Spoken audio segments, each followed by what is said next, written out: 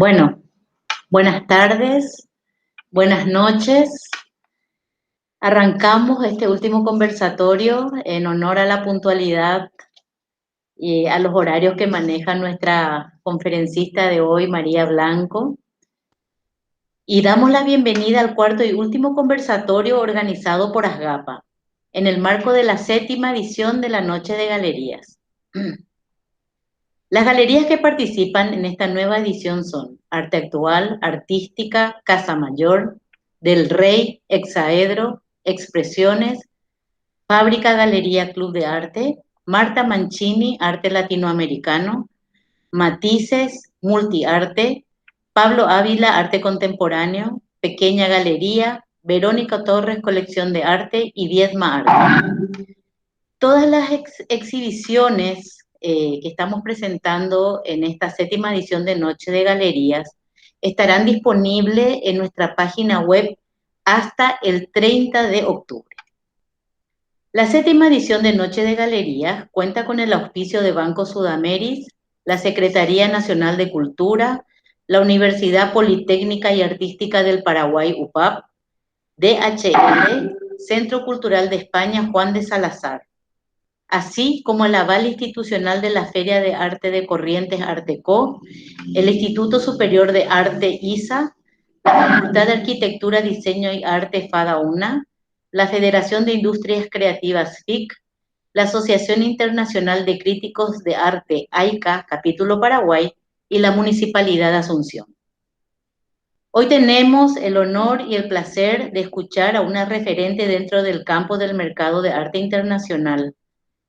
Se trata de María Blanco, a quien tuvimos el gusto y el placer de conocerla en Asunción en el marco de unos conversatorios que ella estuvo dando en el Centro Cultural de España Juan de Salazar, y la que me honra habiéndome hecho llegar el catálogo razonado de Julián de la Herrería, que es realmente una joya. Muchas felicitaciones, María. Gracias. Y brevemente voy a hablar del currículum de ella. María Blanco Conde, española, doctoranda en Historia del Arte Contemporáneo, Universidad Complutense de Madrid. Conservadora de la colección AECID desde 2003 hasta la actualidad. Profesora en el máster de experto en tasación de obras de arte, Universidad Antonio de Nebrija de Madrid. Profesora de tasación de porcelana y cerámica europea en la Escuela de Arte y Antigüedades de Madrid. Profesora del curso de tasación de obras de arte, programa Acerca, AECID, en el Centro Cultural de España Juan de Salazar. Profesora del curso de catalogación de obras de arte, programa Acerca, AECID, en el Centro Cultural Juan de Salazar. Autora del catálogo razonado Julián de la Herrería, su obra, colección Museo Julián de la Herrería, Centro Cultural de España Juan de Salazar, Asunción. Bueno, María, el micrófono es tuyo y estamos muy atentos a la conferencia que ahora das inicio. Muchas gracias. Gracias a ti, Lilian, y también a la ASGAPA, a la Asociación de Galerías de Paraguay, y por extensión al Centro Cultural de España Juan de Salazar, con el que me siento muy ligada, muy unida desde 2017, en la que vengo desempeñando algunas actividades y, por supuesto, apoyo al Museo Julián de la Herrería. Hoy el tema que nos ocupa no es Julián de la Herrería, que ese será en breve, dentro de un mes, estaré creo que por ahí, pero hablaremos, por lo tanto, de lo que es el mercado del arte, la formación de precios, la tasación y, sobre todo, los instrumentos y la base y la metodología.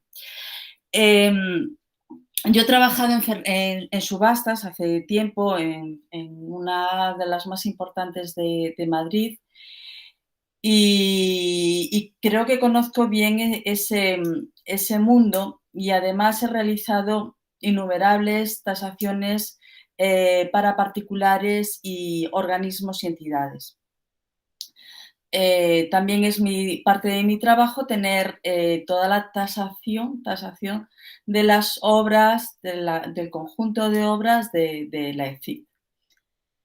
Por lo tanto, creo que en este breve conversatorio de una hora poco voy a poder explayarme, pero atenderé luego con mucho gusto todas las dudas que tengan y todas las preguntas que yo pueda resolver. Por lo tanto, pasamos a la primera diapositiva, que mi objetivo, a ver si lo vemos.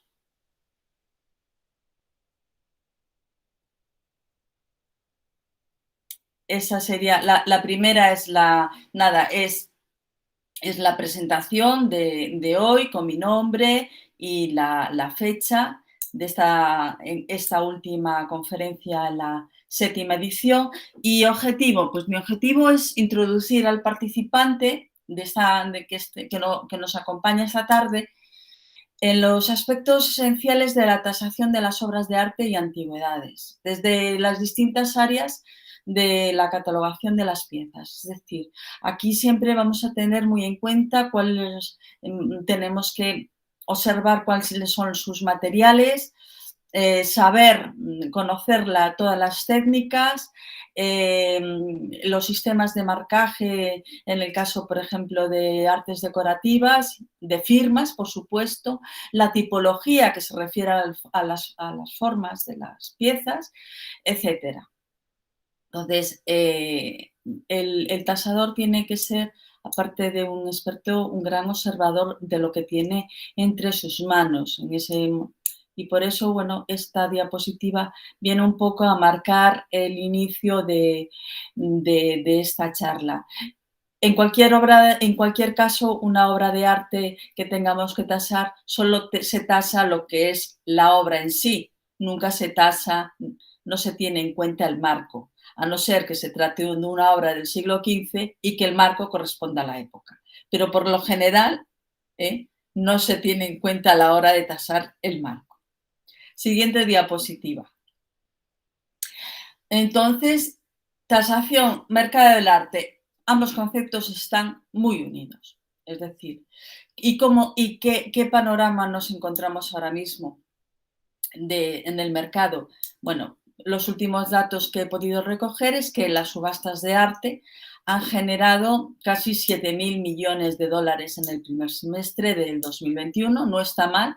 Eso significa un 3% más que ese mismo semestre en el 2019. El 20 es como si no existiera. Y este resultado, pues, resulta muy tranquilizador porque tiene en cuenta que la crisis que estamos metidos, esta crisis sanitaria a causa de la pandemia, sigue paralizando cada día menos gracias a la vacuna, pero sigue paralizando segmentos enteros de la escena cultural.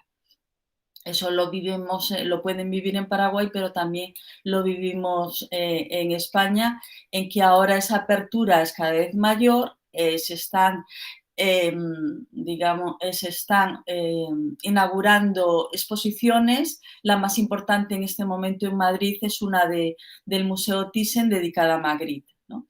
Pero sigue eso generando todavía una cierta incertidumbre a corto plazo. No se sabe lo que va a pasar, pero el hecho que sirva como ejemplo es esa obra que aparece reproducida de Basquiat, la que se ha vendido recientemente por encima de los 100 millones de dólares y adquirida por un célebre coleccionista ya que es Ken Griffith, fundador de Citadel.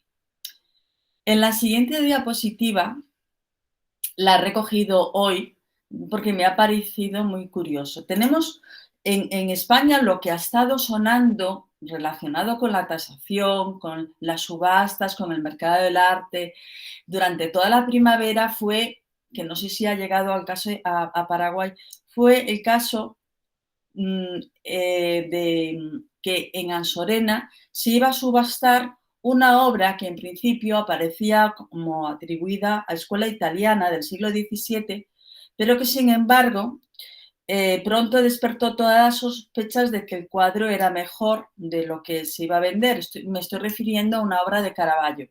La salida era 1.500 euros, era una salida irrisoria. Intervino el Estado, el cuadro se ha declarado inexportable y hoy está en manos de un anticuario de Jorge Coll, que lo va a poner a la venta y parece ser que la autoría es de Caravaggio. Es decir, la tasación, acertar en tasar una obra, para tasar una obra es tan importante que aquí a veces tienen que intervenir, siendo pintura antigua, varios expertos. Y esas sorpresas que suceden continuamente en el mercado, la última que ha sucedido, ha tenido lugar en Francia, en Toulouse. Se trata de estas dos obras que en principio, bueno, pues por la suciedad que presenta, son unos viejos un poco, bueno, pues también de tenebristas, ¿no? Ese fondo neutro, que hace 3 meses una familia de la región de Toulouse decide hacer una evaluación, es decir, decide hacer una tasación de estos cuadros que posee durante mucho tiempo en la casa. No tienen documentación sobre los mismos, no saben cuál es la procedencia, siempre ha estado en la familia, como suele suceder en la mayoría de los casos, porque es muy importante someterlos a un estudio y a preguntar siempre cuál será la procedencia.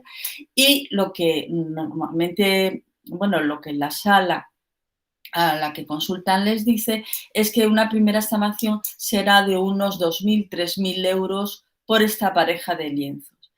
¿Qué pasa? Bueno, pues que esto al ponerlo en marcha en el mercado y a través de Internet despierta la curiosidad de investigadores y de expertos y también da la sorpresa en que estos cuadros han sido atribuidos a Jacob Jordaens, que es un discípulo importantísimo de Rubens, del siglo XVII, estamos hablando de la escuela flamenca, y esto ya veremos en qué acaba, porque la próxima se van a vender en Nueva York, al final no se venden en Francia, a mediados de octubre, y la estimación ya no son 2.000 o 3.000 euros, sino es de cientos de miles de euros.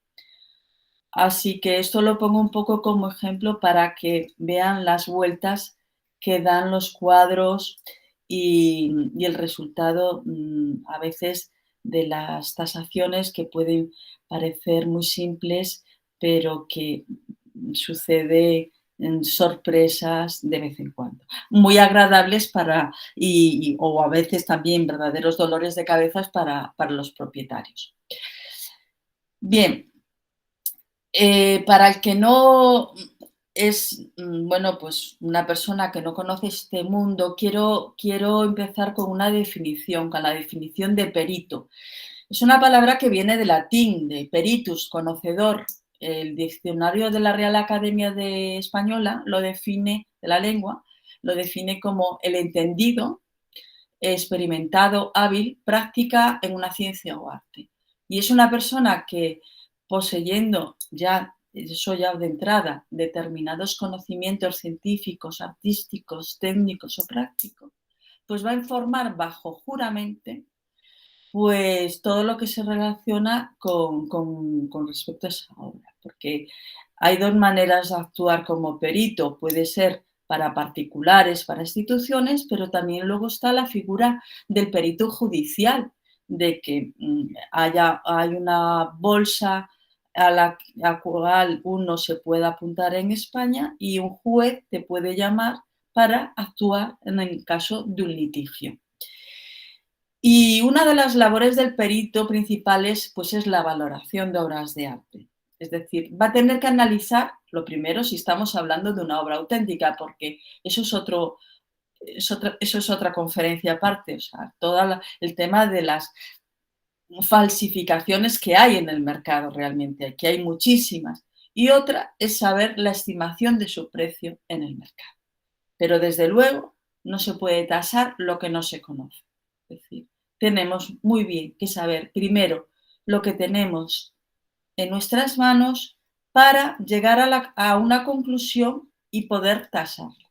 Es decir, tenemos que hacer un inventario, tenemos que catalogarla y, por último, la tasaremos. En la siguiente diapositiva, este es un ejemplo que les pongo de lo que se pueden encontrar. En principio, y es un caso real que me ha ocurrido personalmente.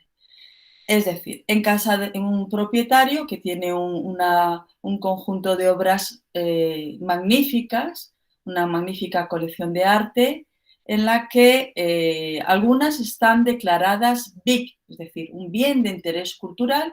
Esas obras siempre están reflejadas, pertenecen o aparecen en la lista del patrimonio del Estado, están inventariadas, por lo tanto, y tienen esta obra declarada BIC por el Ministerio de Cultura en el año, ahí pone 1989, y con una valoración de 2 millones de pesetas, es decir, unos 12.000 euros de ahora, unos 14.000 dólares más o menos. Entonces, ¿qué sucede?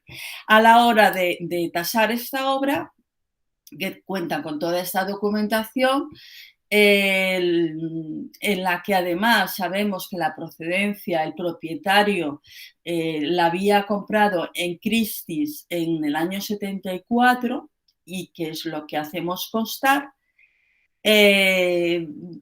Al ser una obra antigua tenemos que contar con un instrumento básico para los tasadores, que es tan simple como una lámpara de rayos ultravioleta. Tenemos que someter la obra a un examen que a veces al ojo no percibimos a simple vista. En un espacio oscuro, aplicándole la lámpara, podemos ver si ha tenido arrepentimientos, restauraciones, si hay firmas ocultas, etcétera, etcétera. Y en este caso, al aplicarle la lámpara, lo que se observa es que es una pintura completamente plana. Cuando vemos comparadas con otras, siempre en una pintura antigua que tiene, pues ahí tienen las fechas, que es del siglo XVII, lo normal es que no va a llegar de ninguna manera intacta hasta nuestros días. Han pasado 4 siglos, es imposible. Entonces, al ver que es casi lo que se presenta como si fuera una fotografía plana, no hay relieve, no hay arrepentimientos, no hay capa pictórica en realidad, pues lo que ponemos, lo que es lógico, no somos quienes para autentificar esa obra que nos viene dada como auténtica, lo que haremos es cubrirnos en salud. Dicho esto, en observaciones hago constar que convendría realizar un estudio analítico de la capa pictórica, examen con rayos infrarrojos, radiografías y, por último, un análisis de materiales, ya que al absorber con la luz ultravioleta nos aprecian alteraciones propias del paso del tiempo. O sea, un poco más claro agua, es decir, te lavas las manos, le pones una estimación del precio que tendría hoy en el mercado del arte, pero sin embargo estás diciendo que tienes unas serias dudas de que esa obra sea auténtica. No es papel del perito autentificar una obra de arte, eso que quede muy claro. El perito está ahí para señalar un precio actual en el mercado, pero desde luego no tiene por qué autentificar la obra. Ese es el papel de otro experto, ¿vale? Siguiente diapositiva. Analizando en qué casos sería necesaria una valoración. Es decir, cómo podemos vendernos a nosotros mismos si queremos trabajar como peritos. Pues los peritos pueden trabajar con casas de seguros, porque los seguros a veces se asegura lo que es el continente, que es la propia casa, pero también pueden asegurar el contenido. Las casas de subasta, las casas de seguro normalmente están especializadas en asegurarnos la casa en sí, contra incendios, contra siniestros, pero podemos ofrecerle este servicio como que nosotros somos expertos en poder complementar ese servicio, valga la redundancia, ¿no? Trabajar para casas de seguros. En otros casos, pues es necesaria cuando tenemos que hacer un inventario contra robos, contra vandalismos. ¿Cómo podemos también vender nuestro producto? Es que, vamos a ver, imagínense que no le suceda a nadie, pero que entran en su casa. Lo normal es que tengan una fotografía de sus bienes. Hablo de cuadros, de joyas, de plata, etcétera, etcétera. Si no tienen hecho un inventario al menos con una fotografía, poco pueden demostrar ante la policía de que ese bien ha sido enajenado. Entonces es fundamental tener un inventario ante la posibilidad de sufrir un robo o un vandalismo, y que eso puede suceder tanto a organismos públicos como a particulares, ¿no? Como personas físicas, ¿no? Y después, el caso más normal, para el que más uno suele trabajar, es en el reparto de las herencias y de las testamenterías. Cuando fallece el padre, toca el reparto de esos bienes culturales por parte de los herederos, que muchas veces no saben lo que tienen entre manos, o simplemente para un reparto más equitativo, más objetivo, prefieren la figura de un perito que no está a favor de ninguna de las partes, va a poner unos precios objetivos y luego a veces le puede dar la posibilidad de que sea el propio perito el que haga lotes en función del número de hermanos que necesiten hacer ese reparto. Esos son un poco los supuestos casos en los que puede ser necesaria una valoración o un peritaje. En la siguiente diapositiva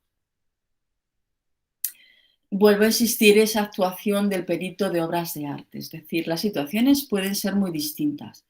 Puede ser en función del contenido del informe pericial, es decir, a realizar una estimación según el valor, según el mercado, en la que tendremos que hacer un análisis de la autenticidad de la obra. No vale nada la obra si es falsa, eso ya por supuesto, para poder realizar la tasación. Entonces es necesario que el perito trabaje con otros, siempre en colaboración, a ser posible, con otros profesionales que son los restauradores, con historiadores, con las propias galerías de arte y con otros agentes del mercado del arte que pueden ser las subastas. El peritaje de daños, en el caso de siniestros, de que una vivienda, pues haya sufrido una inundación, un incendio, lo que sea, pues tenemos que atender al estado de conservación. Va a ser muy importante, es un factor que vamos a tener siempre en cuenta, como lo tienen los propios museos, en el que el estado de la obra puede ser, dicho de una manera muy simple, bueno, malo o regular. En función de eso también el valor varía, por supuesto, y mucho. En el caso de la cerámica, una pieza que presente un pelo o que esté o grietas, etcétera, etcétera, pues vale un 30% menos, o que está restaurada. Para mirar esas restauraciones, tanto de pintura como de cerámica, la lámpara de rayos ultravioleta es utilísima, porque a simple vista puede que no la apreciemos, pero quedan reflejadas y quedan a la vista cualquier restauración de la pieza.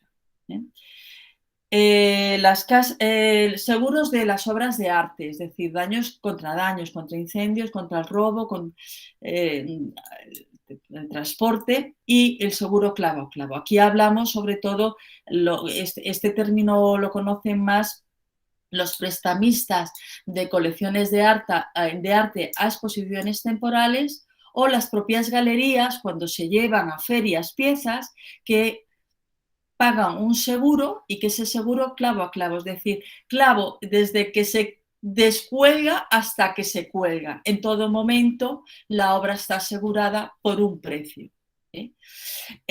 También existe otra fórmula que es la dación en pago de impuestos. En España se ha utilizado algunos grandes coleccionistas en el caso de apuros económicos y contando con una excelente colección de arte, pues pagan sus impuestos a la hacienda pública mediante obras de arte.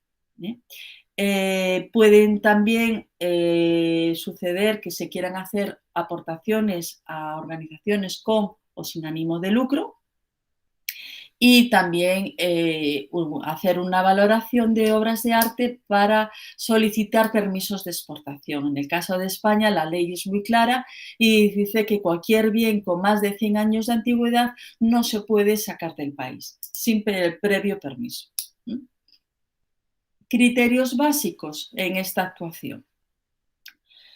Por un lado, la competencia, es decir, el perito tiene que demostrar a nivel técnico que es una persona capacitada para actuar como tal y entonces debe tener unos conocimientos precisos, experiencia, siempre actuando con prudencia y con rigor en todo procedimiento. Independencia, el perito tiene que ser independiente y parcial, es decir, sus opiniones se basan en la objetividad, se basan en su estudio, en su investigación y que bien puede partir de su propia persona o bien porque haya consultado a otras personas en las que confía y que son de probado reconocimiento. Y autoridad, pues que debe imponer con rigor y criterio su propia competencia. Es decir, cuanto más demostrada y quede constancia de lo que dice es cierto, más peso tendrá esa resolución en el conflicto que se plantea. Hay un proyecto que se llama EGLE, que establece, que es las siglas de European Guide for Legal Expertise, creado en Europa en el 2016, que hay una lista de peritos y que se utiliza en los tribunales de cada país. En España también existe de una manera no tan profesional hasta hoy en día, que como pueda creerse, está mucho más profesionalizada en Francia porque aquí en España siempre ha habido muchísimo intrusismo en este campo. Cualquiera se ha criado un experto y no es así, es decir, el experto, la figura del perito son años de estudio y, como digo, de experiencia en el trato y el manejo de las piezas y, por supuesto, tiene que estar al día de todo lo que se mueve en el mercado del arte. En la siguiente diapositiva, no me acuerdo de qué, el precio. El precio, pues que va a depender estrechamente de la autenticidad, insisto muchísimo en eso. Primero, tenemos que ser muy conscientes de si la obra es buena. En el caso de que nos aseguren que sí, que lo es, como ponía el ejemplo de ese cuadro antiguo, y teniendo dudas, lo mejor es poner una observación de que por el tema por lo que se observa, puede que la obra no sea auténtica, pero la tasación, pues de bienes muebles, es decir, de objetos, de pinturas, no existe un cuerpo legal que lo regule, no existen normas específicas y por lo tanto no hay un método único e infalible. Cada uno utiliza el que mejor sabe o puede porque las obras de arte son únicas. Esto no es como tasar una casa que encontramos como con unos metros, sabemos que una zona vale más que otra, que tiene tantos dormitorios, baños, que si está reformada, sin reformar. No, una obra de arte es una cosa muy diferente, son cada una tiene sus propias características y es un tema, a veces, las conclusiones que se llegan a veces es un tema también de lógica, además de mirar todas las bases de datos con los precios en los que tengamos sobre el artista.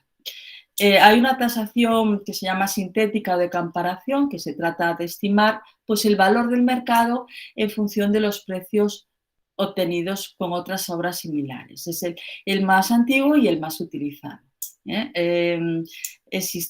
Tiene que existir obra en el mercado, evidentemente, tiene que ser una... no porque nos guste mucho le vamos a poner un precio mayor, hay que ser objetivos, hay que compararla con otras obras de arte, es decir, tener unas obras testigos que nos sirvan para ponerlas de referencia con la obra a tasar, y que ese precio es importante, que de las obras debe ser público y conocido. Es decir, el precio público conocido, nosotros trabajamos normalmente, digo en Europa y concretamente en España, con con los remates de las salas de subasta. No nos fiamos tanto de las galerías, y perdónenme ustedes, porque la galería tiene un precio que puede jugar con él, subir, bajar, esperar una oferta. En una sala de subastas es una licitación pública, es a mano alzada y hay un precio de remate que se publica. Entonces, en ese sentido, para nosotros es un valor con el que contamos y que nos resulta más objetivo a la hora de calcular una estimación.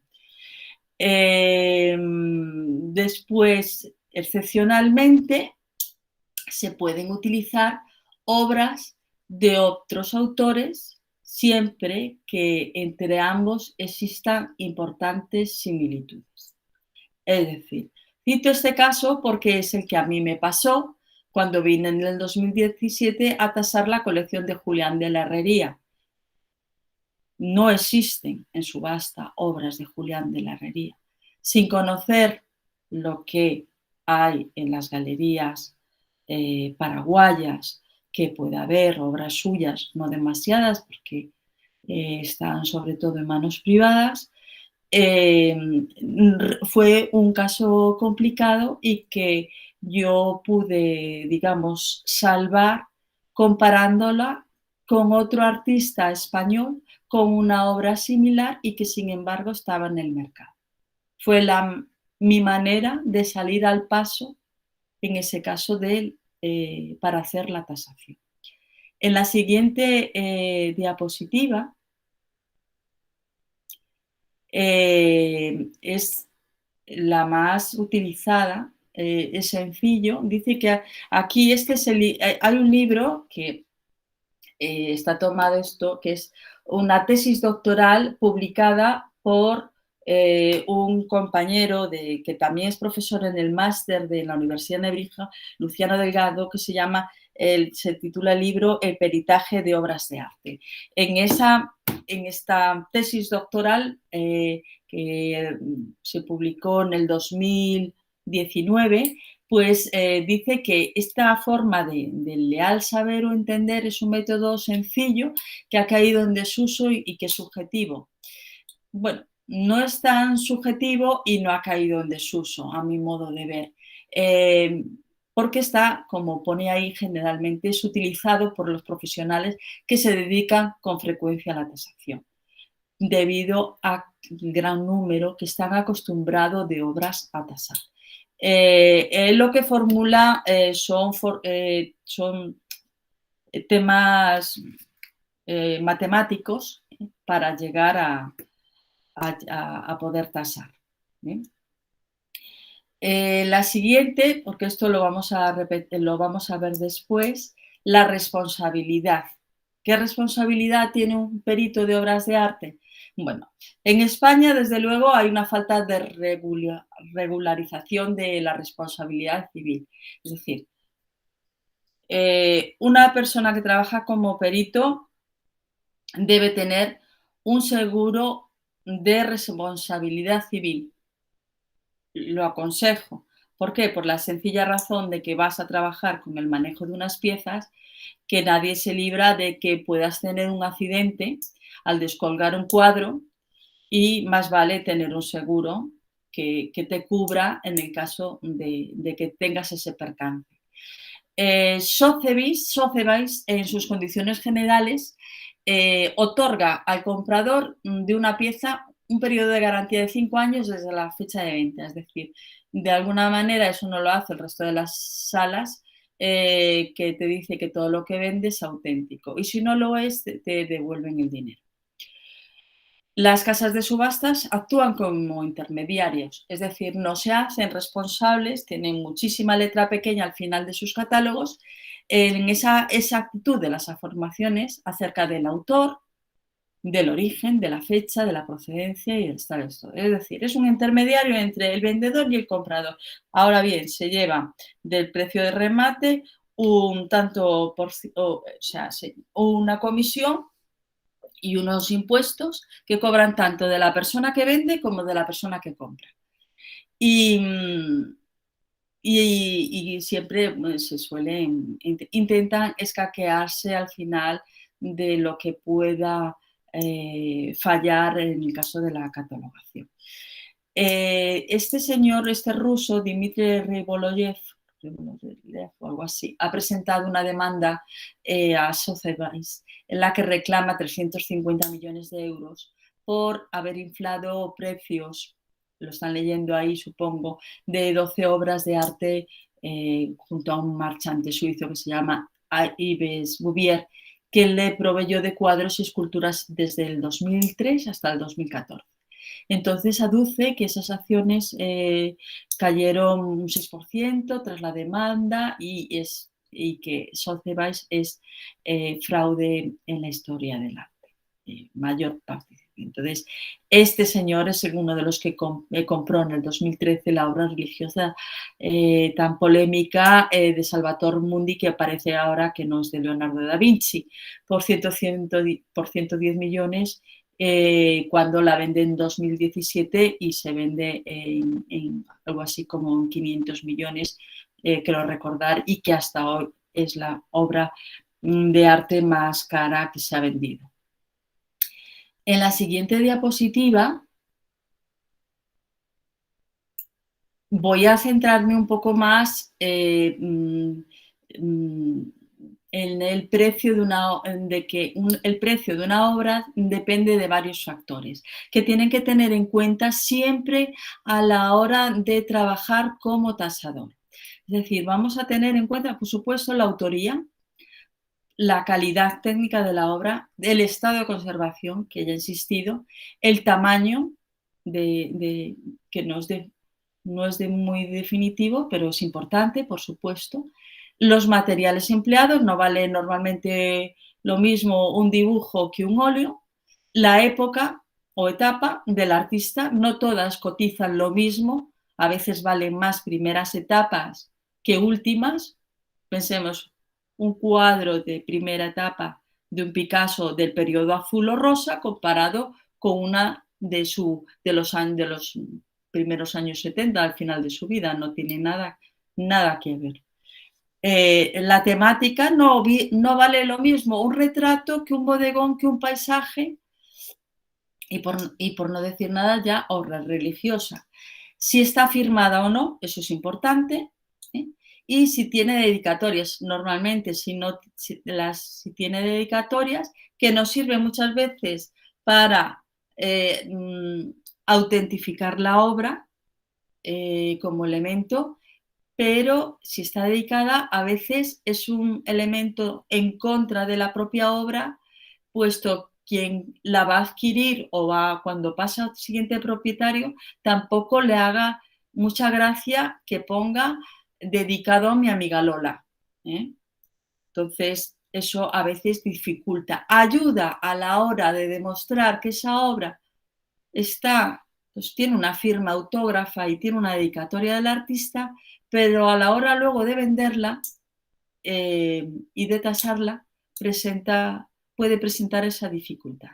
les ponía ahí como ejemplo pues este grabado de Rembrandt, que había sido hasta el 2018 la obra más cara del autor pagada en grabado, que 2,6 millones de libras, lo cual no está mal. En la siguiente diapositiva, insisto de nuevo que el perito no es el que realiza la autentificación de la obra. Labor que consistirá entonces en determinar qué estudios son necesarios, en qué caso concreto, y es, por lo tanto, el momento en que van a tener que intervenir otros expertos y otros profesionales. En el caso de que estemos hablando de un artista vivo, pues, por supuesto, lo tiene fácil. El perito tiene que consultar con el autor, ¿eh? O con la galería, o si no podemos, con la galería que lo represente. Con artistas ya fallecidos, bueno, pues tenemos la inspección visual por un experto con la ayuda de la lámpara, como les digo, y si lo vemos necesario, hacer unos análisis más exhaustivos, científicos y, desde luego, contar con la documentación histórica de la obra. Ha habido en el mercado de arte contemporáneo internacional ha habido muchísimos problemas porque, por ejemplo, la fundación de Andy Warhol cesó en 2011 después de autentificar 6.000 obras y verse en procedimientos millonarios de obras falsas. O sea, lo de la factoría, aparecieron ahí obras, serigrafías y sopas Campbell hasta aburrirse, que muchas de ellas resultaron falsas. Lo mismo sucede con la obra de Basquiat en 2012, que también llevó a juicio varias telas que resultaron ser falsas, cuando hemos visto que es un autor por el que se está, de los más cotizados en el mercado de arte contemporáneo, que se están pagando 100 millones de euros y más. El artista pop Rod Lichtenstein en el 2001 también fue objeto de problemas con la autentificación, Keith Haring, etcétera, etcétera, etcétera. Hay muchísimos casos en el mercado de arte contemporáneo en las que tenemos que contar o tenemos que pedir certificados de autenticidad que pueden ser emitidos por el propio autor o que a veces delega el propio artista en la galería que lo representa. Y muchas veces son los herederos o familiares de los artistas o viuda e hijos del artista en cuestión los que emiten esos certificados de autenticidad, como existe en el caso de comité de la familia, del comité Picasso. Antes, hasta hace pocos años, normalmente nos valían los certificados que se presentaban de Maya Picasso. Hoy en día no. Hoy tienes que pedir un nuevo certificado que sea del propio comité, que son varios de los hermanos, para que te sirva en el caso que quieras presentar o vender una obra.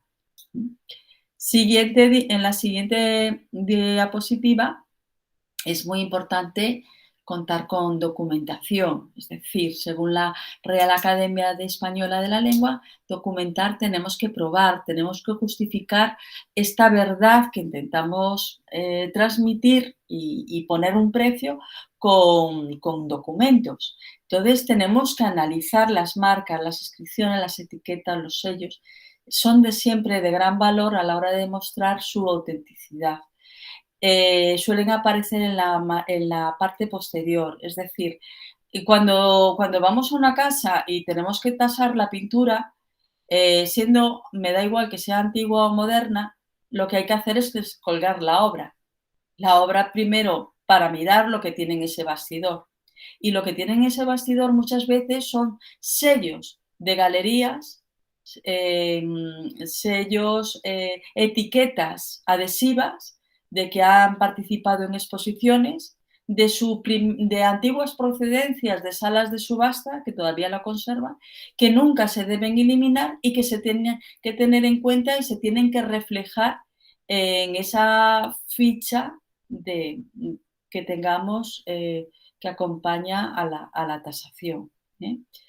Tenemos que utilizar catálogos razonados, es decir, cada vez existen más en el mercado de los artistas y puede haber más de uno. En el caso de un gran artista hay muchos sobre Picasso o sobre Matisse o sobre muchos artistas reconocidos. Catálogo razonado es un catálogo que intenta al menos recoger la totalidad de las obras creadas por un artista. Es decir, también la persona que lo escribe o autores que se dedican a escribirlo, a veces publican en prensa que están haciendo este trabajo y solicitan a aquellos coleccionistas que quieran figurar, que sus obras, perdón, figuren en este catálogo razonado, se pongan en contacto para conocer esas obras que en principio están en colecciones privadas y que pueden pasar desapercibidas y de esta manera figurar en el catálogo razonado. También nos sirven en los catálogos de exposiciones y otros manuales, y la procedencia es una cuestión fundamental a los efectos de autentificación, ya que nos permite pues, conocer el recorrido de una obra de arte desde su creación hasta el momento actual. Verán en todos los catálogos de subasta que una de sus epígrafes es la procedencia. Suelen incluir todas las colecciones por las que ha pasado. Y el que haya estado en una colección, por ejemplo, en la colección Rockefeller, solo por ese detalle, la pieza vale más. Es decir, son aspectos que tenemos que conocer de cualquier obra de arte y que nos van a ayudar a tasar. Insisto, en esa metodología se basa en muchos detalles, en hacer un estudio comparativo con piezas que hayan salido en últimas exposiciones, en conocer precios de salida en ventas de subastas nacionales e internacionales. Es decir, tenemos que conocer el mercado, saber si existe más o menos obra en el mercado. También es un problema si no existe demasiada obra del artista en el mercado, porque no tenemos la manera de comparar y establecer un precio. Los aspectos formales, insistían en esos instrumentos, la calidad, el formato. En los cuadros antiguos, pues valen menos los cuadros ovalados que los cuadros que puedan ser rectangulares o sí, de formato normal, ¿no? Entonces, los cuadros por ser ovalado vale menos. Es esa tontería, esas cosas, esas pequeñeces hay que conocerlas, ¿no? La técnica, pues siempre normalmente pues vale más una obra, un óleo, como decía antes, que un grabado, porque el grabado es una obra seriada, ¿eh? La calidad de la pieza, el estado de conservación, en primer lugar el artista del que estamos tratando de hacer una estimación, y luego pues analizar la época en la que fue realizado, en fin, todo eso hay que hacerlo, hay que estudiarlo. Y en ese protocolo de estudio, de una manera esquemática, tenemos, insisto, que ser rigurosos, tener certeza en la autenticidad de la obra. A veces uno no va a trabajar solo, puede formar parte de un equipo y tiene que consultar con otros expertos y tiene que colaborar con otros profesionales. Hay que acudir a las galerías y a las salas de subastas si las hay en el país. Entonces, inspección visual, identificación de materiales para hacer primero una buena ficha técnica con análisis de esas técnicas empleadas en la obra, contar o pedir al propietario toda la documentación que tenga acerca de esa obra para con el fin de determinar el grado de certeza y autoría, que es lo más importante, para poder realizar una tasación. Otros instrumentos o unos instrumentos que contamos es que hoy, además del manejo de libros, que siempre es lo que hemos tenido entre las manos, hoy gracias a Internet tenemos unas páginas que están especializadas en el mercado del arte. La más importante es la de ArtPrice, es de pago, no es demasiado caro, pero es muy útil para todos aquellas, para tasar obras de artistas. También incluye fotografía, pero no incluye artes decorativas. Pero a veces un artista también, como en el caso de algunos, han hecho cerámica. Imagínense un artista como Miró. Bueno, pues Miró es conocido como pintor, pero también ha hecho obra cerámica. En ese caso también ArtPrice recoge la obra cerámica de Miró. Y ahí están otras páginas, algunas son gratuitas, pero casi todas son de pago y las tienen ahí, pueden consultarlas. También revistas especializadas, es decir, en España tenemos una que es de bastante buena calidad, que tiene un apartado importante que habla del mercado del arte, que es la de artsmagazine.com, y ahí pues recoge los remates de las subastas más importantes. Existen otras revistas que funcionan de manera digital, como es artfacts.net, Tendencias del Arte, Art News. Y luego, para la catalogación, es importante que acudan a una página que es del Ministerio de Cultura, se llama Ceres, ceres.es, en la que aquí pues les va a ayudar muchísimo a la hora de catalogar. Es decir, hacen unas descripciones muy exhaustivas y también cuentan con bibliografía. Para terminar, quiero mostrarles lo que sería un modelo de informe de tasación. Es decir, tenemos que ser ordenados, tener una estructura general, siempre poner una portada. Aquí vamos a ver, tasación que puede ser de una pieza o puede ser de una casa entera. Es decir, no sabemos para lo que nos van a contratar, pero pongámosle una portada con el nombre, con una pieza dentro de esa colección que veamos que es de las más singulares o importantes. Pongamos el nombre de la colección, pongamos una fecha y el lugar, etcétera, etcétera, ¿no? En la metodología, bueno, expliquemos cómo hemos actuado para hacer la catalogación primero de la obra y para llegar a la tasación. Y por último, firmaremos y fecharemos ese informe, ese dictamen. Entonces, esa estructura, ese punto 3 que pongo en esta diapositiva, es que debe ser adecuada a cada tipo de pieza que haya que analizar, pero su contenido básico es, tenemos que hacer una fotografía de la obra, tenemos que clasificar la obra, siempre el autor, el año, tenemos que darle un título. Si no lo conocemos, nos podemos poner sin título.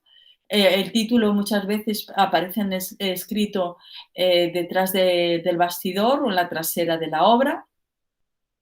En la técnica, dibujo, óleo, etcétera, y hablar también del soporte, si es un óleo sobre lienzo o otro material o una tinta sobre papel. Después la firma, ¿dónde está? Firma del artista. Si aparece además estampilla, sello estampillado, las marcas. Y dónde están localizadas. Las medidas, siempre alto por ancho y en centímetros. Y después el estado de conservación, bueno, malo y regular, con eso es suficiente. Después otro elemento a tener en cuenta, insisto, en etiquetas, en número de inventarios anteriores, porque hayan sido colecciones nobiliarias y tengan números anteriores, que tengan marcas de otras colecciones. Procedencia, insisto, muy importante. ¿Cómo enriquezamos la pieza siempre? Poniendo bibliografía. Es decir, si la estudiamos y vemos que una similar está publicada en un catálogo razonado del artista, hagámoslo constar, porque eso también nos va a ayudar a subir el valor de la pieza. Y otra documentación que se les ocurra, ¿no? Tasación y por último, bueno, llegaremos a la tasación y por último, firma y fecha del documento. Esa es una fotografía que realicé en lo que se veía antes en el modelo, en la TEFAP de hace unos años, y veíamos una escultura que es similar a esta, una Mater Dolorosa de un artista español muy importante, escultor barroco, que se llama Pedro de Mena y Medrano, del siglo XVII. Está realizada en madera policromada, intenta siempre tener un efecto muy realista, muy efectista, incluso le añade como lágrimas de cristal y las hace en varias posiciones, ¿no? En ese caso se señala que la procedencia es de una colección particular de Sevilla de los últimos años de familia. Es un ejemplo de cómo sería esa ficha de tasación si no solo tuviéramos esta pieza. Sería que introduciríamos hablando sobre la figura del artista para ponernos en situación de que se trata de una obra de Pedro de Mena, del granadino, etcétera, etcétera, escultor, tal. Ahí podemos añadir todo lo que queramos y más. En la siguiente hablamos de la técnica, hablamos de la pieza en sí. Entonces, tenemos que conocer muy bien los materiales que manejamos. Es decir, y esto uno no tiene por qué saber de todo, pero desde luego en el catálogo, sabiendo la obra que es, manejando catálogos o manejando ceres que como existen obras similares en museos, vamos a poder ya saber cuál es su técnica, que es siempre la misma. Es una madera policromada, parcialmente vemos que estaba dorada, que está sobre un pie de madera ebonizada, que, como la hemos visto al natural, podemos observar que tiene repintes posteriores y que aparece con unos ojos y en los ojos lágrimas de vidrio, ¿no? en la cara. Podemos profundizar un poco más, decir la madera, la policromía, todos los detalles, etcétera, etcétera, porque se trata de una pieza relevante. A la hora de describirla, tenemos que siempre ser ordenados, de arriba a abajo o de abajo a arriba, da lo mismo, pero pues explicar cómo es esa pieza, describirla. Núcleo formado, busto estricto de la Virgen, cabeza, cuerpo hasta el pecho, tal, efecto realista, cómo está ensamblado, etcétera, etcétera. Después de la descripción, haríamos, ya ahí no he incluido las medidas, etcétera, etcétera, que por supuesto habría que hacerlas constar. Podemos hacer un estudio comparativo y análisis de otras obras, es decir, la comparamos con esta dolorosa que existe en las descalzas reales, también la podemos comparar con, en la siguiente diapositiva, se puede ver con otra talla que está en el Real Monasterio de San Joaquín y Santa Ana, en la que es otra posición de las manos, y con otra que aparece ya en el mercado, es decir, no toda la obra de Mena se conserva en monasterios y fundaciones reales, sino que también existe en el mercado. Con esa valoración que hemos encontrado y otras en las que nos podemos ayudar, vamos a llegar a la conclusión de que, teniendo en cuenta todo el análisis de la obra, las características, el estado de conservación, que es una pieza única, tal calidad, todo lo que queramos añadirlo, tendría un rango entre 350 y 400.000 euros. Esto es muy importante, es decir, aquí no hay que pillarse las manos, siempre hay que dar una estimación, es decir, un baremo entre dos precios, no poner una única cifra. Un precio aproximado entre un precio mínimo y un precio máximo. ¿Qué pondríamos al final de nuestra tasación?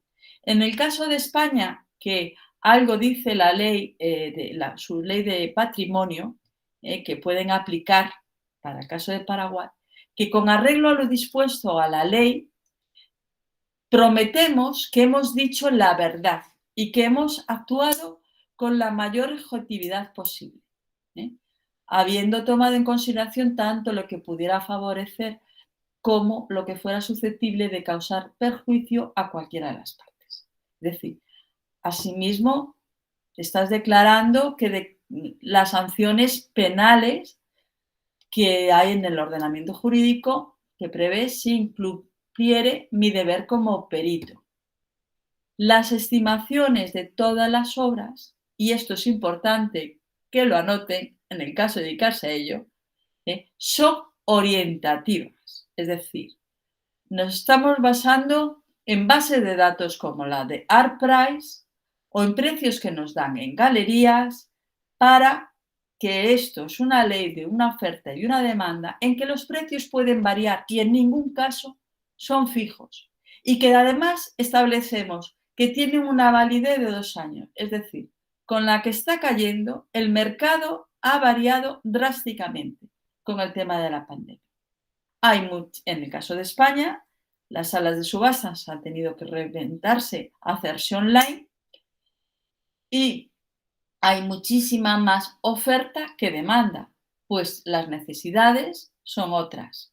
Entonces, es decir, hay problemas laborales, de gente que se queda en el paro. Es decir, el arte al final es un artículo de lujo, y que también hay personas que en este tiempo se han dedicado a reformar su casa porque la está utilizando mucho más, y al ver sus paredes vacías también deciden comprar obras de arte, en el caso de ser gente que tenga medios económicos importantes, y que decide en ese momento decir, bueno, pues voy a dedicarme más a mi casa, no solamente a hacer una reforma, sino ponerla agradable con cuadros, y puede estar comprando más ahora, ¿no? Pero lo que repito, que en ningún caso son fijos y tienen una validez de 2 años. Se han calculado 2 estimaciones, una mínima y una máxima. Y además, en el caso de que alguno de estos bienes salga a subasta, la sala podrá considerar un precio más bajo, un 20%, como precio de salida, para que su venta resulte más atractiva. ¿Qué debemos también poner? Debemos poner también el número de lotes que tiene esa tasación, el número de páginas de la que consta esa tasación, firmarla y poner un sello de la empresa o de la persona que realizaba, y por último la fecha. Creo que con esto he terminado la presentación. Espero darle algunas, alguna de las claves que utilizan los profesionales para realizar este tipo de tarea, que no resulta fácil. Pero sí que es interesante y atractiva, y porque te permite entrar y ver a veces colecciones pues muy buenas, que son las que realmente a veces necesitan actualizar esa tasación para hacer seguros, para hacer testamentaría, repartos, etcétera, etcétera. Muchas gracias. Muchísimas gracias, María. Magnífica tu conferencia. Y yo quisiera arrancar acá tengo, Verónica Torres tiene una pregunta Y a continuación de Verónica, yo también tengo una que necesito hacerte. Adelante, Verónica, por favor. Último, se aclaró un poco el tema que yo tenía, ya estaba preguntando. Las leyes de la oferta y la demanda, cómo inciden en esa tasación. Porque conozco casos en que podemos tasar siguiendo todos estos criterios que explicó brillantemente María, pero por A o B X motivo, por las leyes de la oferta y la demanda, se pudo haber vendido bastante a un precio mucho más elevado que el que se tasó originalmente. ¿Cómo explicarías eso, María? Bueno, a ver, esto no es una ley exacta, lo he dicho desde el principio. A veces esto se complica. A ver si puedo responder, no sé si de alguna manera correctamente a la pregunta. Lo que sucede muchas veces es que partimos de una estimación en la que creemos que un precio es ajustado o está más o menos acertado. Lo que sucede es que muchas veces funciona el capricho del propietario, es decir, el capricho del comprador. La subasta tiene un componente de ludopatía tremendo.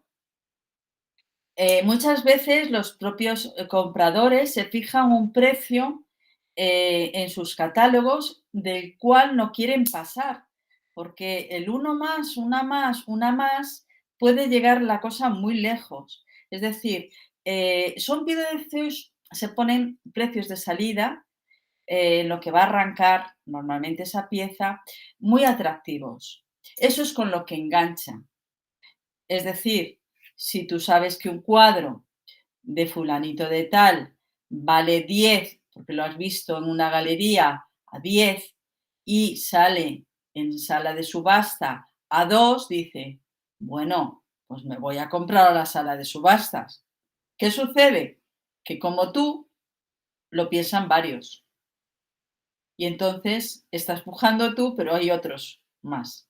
Entonces, tú empiezas en 2, el que está al lado da 2,5, el siguiente 3, 4. Y al final terminas pagando los 10, lo mismo que vale en la galería, o más esa noche, porque te has calentado. Yo recuerdo que si hubiera hecho en mi época una encuesta de la gente que estaba arrepentida al día siguiente de lo que había comprado, más de la mitad hubiera devuelto esa pieza. Porque quieres comprarla por una cantidad que te parece justa y a veces hasta un chollo, quieres comprarla por 2, pero terminas pagando 10. Terminas pagando el precio que aparece en galería. Ese es el atractivo de la subasta. No sé si he contestado a tu pregunta. Sí, está bien. No es directamente eso porque nosotras acá no tenemos casas de subasta, pero se han hecho, ¿verdad? Y sucede eso que mencionas. O depende de los clientes que vengan esa noche, que se junten gente importante y entonces suben los precios. O no, ¿verdad? Justo ese día hubo un partido de fútbol que todo Ay, el eso mundo... es horrible. Eso fastidia la noche. Si coincide con Ahí los precios suben de la... es mejor dejarla para otro día, porque Bueno, pero muchas gracias. de nada. María, también respetando un poco el horario en el que estás trabajando del otro lado del mundo, yo te pediría si podés, atendiendo también esta situación de que nosotros no tenemos casas de subasta ni de remate, si podrías comentarnos brevemente qué instrumentos podemos tener en cuenta al pensar en la tasación de artistas vivos. Y no sé si podemos dejar esta pregunta para después porque tenemos acá una pregunta de Marcelo Barúa, ha levantado la mano. Marcelo, te doy la palabra. Ay, gracias, María. Hola María, ¿qué tal? Hola, buenas noches. también felicitaciones por el material de Julián, que también tengo aquí una maravilla, una maravilla. Muchas gracias. Un lujo que hayan hecho algo así realmente. Te voy a hacer una pregunta, una reflexión, a ver si la puedes compartir, si puedes compartir tu pensamiento. ¿Qué tendría en un contexto de arte de Paraguay, donde sí no hay, digamos, casas de subasta, digamos, la oferta de arte se da de otra forma? ¿Tendría sentido de que, o sería práctico, o sería utilidad, ¿no? que alguien se dedique realmente a hacer la valoración de un determinado artista y darle precio? Porque justamente lo que compramos de forma eventual, obras de arte, a veces el tema de los precios es un tema obviamente que está allí, ¿no? Sobre la mesa. O sea, el galerista quiere vender a un precio, uno puede comprar a otro, uno compara con sus criterios empíricos, no, digamos, no hay aquí un profesional de tasación, no hay un referente de precio, no hay un texto donde guiarse, sino es todo muy empírico, ¿no? Yo pensaba si tendría sentido hacer ese trabajo con determinados artistas ya tal vez no vivos, históricos, para poder empezar a tener alguna raíz de donde surja, decir, no sé si cabe la palabra, como esa profesionalización, digamos, de estructurar alguna matriz de precios y referencia que sean más allá de que lo que el galerista compró y considera que debe vender bajo sus criterios que obviamente tendrá, y los criterios del comprador eventual o regular. No sé si cabe la pregunta, María. Es que el caso de Paraguay es complicado porque al no existir salas de subasta, el mercado está centrado en las galerías. Y eso no es malo. Es decir, las galerías, bueno, pues al final están especializados con los artistas que trabaja cada uno, pero una tasación siempre es necesaria a la hora, luego casi a posteriori, a la hora de hacer un reparto, a la hora de hacer un seguro. Es decir, es sobre todo en los casos en los que más vamos a poder trabajar si nos queremos dedicar a ello. Insisto, la referencia y casi esa referencia que tenemos de las que citaba antes del Art Price para saber los precios, en el caso de Paraguay no nos ayuda, porque yo en el 2017, cuando fui a enfrentarme con la tasación del acervo Josefina y ver artistas como Colombino, Gablinder o etcétera, etcétera, no quiero nombrar más, las tasaciones o los precios que habían alcanzado en subastas eran irrisorios. No tenía nada que ver con lo que yo luego podía encontrarme preguntando en galerías. ¿Por qué?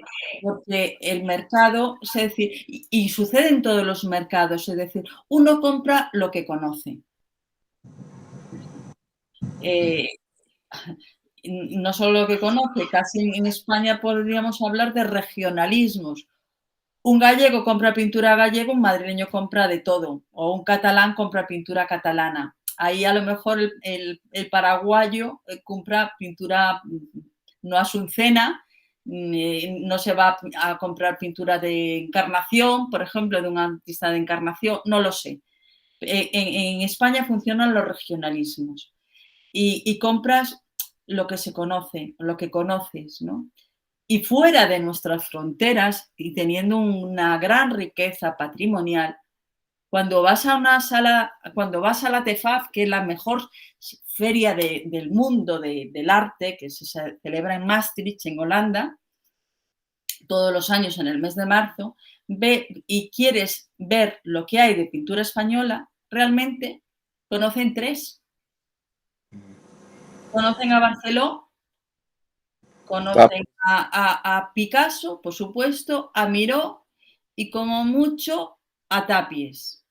Pero no le hables de otras firmas que para nosotros pueden valer muchísimo dinero.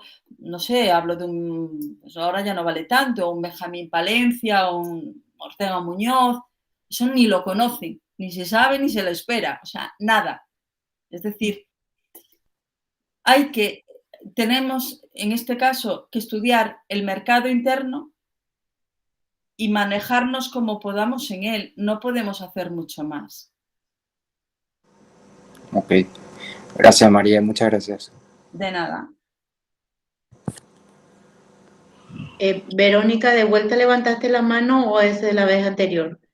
Verónica, No, por voy favor. a contestar un poco también, Marcelo, que siguiendo la conferencia de María hoy, creo que nosotros como galeristas, como profesionales que estamos trabajando, yo iba chequeando lo que ella iba poniendo y bastante se cumple. O sea, cumplimos. Cuando a mí me piden una tasación, Sí. si es de obras de fallecidos, yo consulto con los colegas, por ejemplo, ¿verdad? Con los colegas a cuánto estaría, cómo sería el precio hoy, esa variación que dice, que explicó muy bien ella, ¿verdad? Que eso no teníamos en cuenta nosotras, que son 2 años y va variando. Ahora, por ejemplo, con la pandemia varió, porque me dicen, pero si vos me tasaste esta obra en $8,000, $10,000 y ahora me decís menos, ¿verdad? Claro. Ese tipo de cosas, sí, yo no sabía que ya teníamos. Es importante no pillarse Es muy importante que uno aprendí esta actúa noche. de buena fe, actúa de buena fe, quiero hacerlo lo mejor posible, ser una persona objetiva y sobre todo que lo que está pasando sea auténtico. Con todas esas premisas, luego nosotros, como es una cosa que firmas y al final te pueden llevar a un juzgado, intenta no pillarte las manos. Es decir, una tasación no es eterna. Un coche no vale lo mismo hoy que dentro de 2 años. Pues lo mismo una obra de arte. Es decir, el mercado fluctúa. Sí, muy importante. Y por último, quería decir que al final también tenemos un gran referente acá, que ayer estuvo en una de las conferencias también, que es Ticio Escobar, y Sí. uno accede a él, no es imposible acceder para una visión de alguna obra que uno tenga mucha duda al respecto. Y él colabora generosamente siempre con ese tipo de consultas. O sea que estamos bien encaminados. Faltan esos, por ejemplo, eso como vuelvo a repetir, lo de la tasación que fluctúa. Y el tema acá también, María, es que siempre todo lo que tenga que ver con las leyes, acá no se cumplen, ¿verdad? Es muy Bueno, problemático. ya. Entonces uno dice, no, voy a poner eso, pero ¿quién me va a llevar a mí presa? ¿Entendés? No, esa parte no es confiable y entonces como que todo el mundo entra en la misma bolsa, cosa que tampoco es así, ¿verdad? Hay gente que sigue siendo honesta, confiable hasta el día de su sepultura, ¿verdad? Pero hay un velo que cae sobre todo con que no confiamos en la justicia paraguaya. Y es así. Hoy mismo estamos con ese tema de fondo también, un trasfondo muy problemático. La propia ley señala, porque yo en las clases que he dado siempre, y enfocadas además al tema paraguayo, siempre hago que veamos la ley. La ley es muy joven todavía, quedan muchas cosas todavía por pulir. Copia algunas partes de la ley de patrimonio a la española, pero aunque adolezca de algunas cosas, sí que contempla que en el caso de las colecciones se debe tener hecha una tasación y una valoración. No me acuerdo ahora mismo el artículo que es, pero dice que los propietarios deben tener hecho, además de su inventario y catálogo, tiene que tener hecha su valoración. ¿No es así? ¿O algo así? Bueno, compañeros que nos acompañan hoy, creo que nos queda un mar de preguntas que sin duda, María, vas a verte obligada a responder en alguna que otra clase que nos vas a dar el próximo mes cuando nos visites. Yo creo que abriste...